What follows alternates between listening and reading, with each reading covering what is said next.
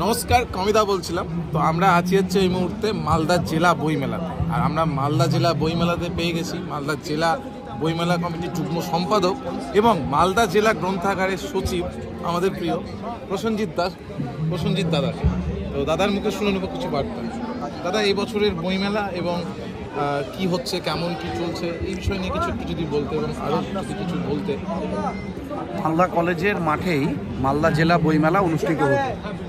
বিভিন্ন সময়ে বিভিন্ন কারণে এই বইমেলাটার স্থান পরিবর্তন হয়।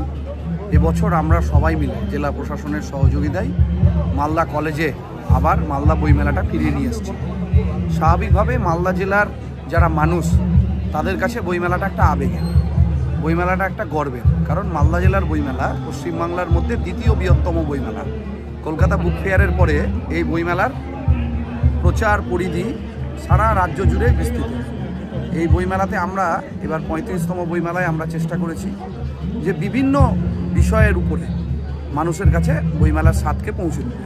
এখানে যেমন ঠিক কবি, সাহিত্যিক, লেখকদের জন্য একটা আলাদা মঞ্চ করে তাদের প্রকাশ করার জায়গা রেখেছি।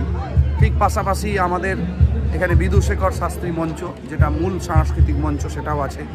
সিনিয়র সিটিজেন কর্নার রেখেছি, বয়স্ক মানুষরা আসছে, তারা একটা কুড়ে ঘরের নিচের আচ্ছাদন দেওয়ার চেষ্টা করেছি। আমাদের এখানে সেলফি জোন, আমাদের এখানে একটু ছোট ফোয়ারা টাইপের বুক বই স্টল আছে প্রায় 120টা, নন বুক আছে। কিছু শিক্ষামূলক বিষয় সর্বশিক্ষা মিশনের মাধ্যমে তুলে ধরা হচ্ছে। এবং সর্বোপরি বিকেলের ব্যালকনি, যেটা আমাদের নতুন প্রজন্মের ছেলেমেয়েদের কাছে অত্যন্ত জনপ্রিয়। তারা এই সুন্দর চমৎকার অনুষ্ঠান করছে, আলোচনা সভা হচ্ছে। পাশাপাশি আমাদের এখানে অ্যাঞ্জেল নার্সিংহোম তাদের মেডিকেল ফেসিলিটিস দিচ্ছে। আমাদের সমস্ত লাইব্রেরিয়ান যারা আছে তারা কঠোর পরিশ্রম করে আমাদের বইমেলায় যে সাংস্কৃতিক প্রতিযোগিতাগুলো হচ্ছে সেটি সফল করছে। আপামর ছাত্রছাত্রী বইমেলায় বই কিনছে, বই পড়ছে, কোথাও প্রতিযোগিতায় অংশগ্রহণ করছে। এটাই তো বইমেলার আবেগ। এবং এই উষ্ণতাকে আরও বেশি মানুষের কাছে পৌঁছে দিয়েছে মালদা জেলা ব্লগার্স কমিউনিটি।